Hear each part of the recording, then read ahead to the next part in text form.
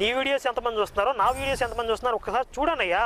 YouTube search చేసి videos ఎంతమంది చూస్తున్నారో చూసి మాట్లాడనయ్యా. కన్నయ్య మరొక విషయం చెప్పాడు ఏంటంటే, మీరు మీ గ్రంథాల్లో ఉన్న విషయాలు దాచిపెడుతున్నారు.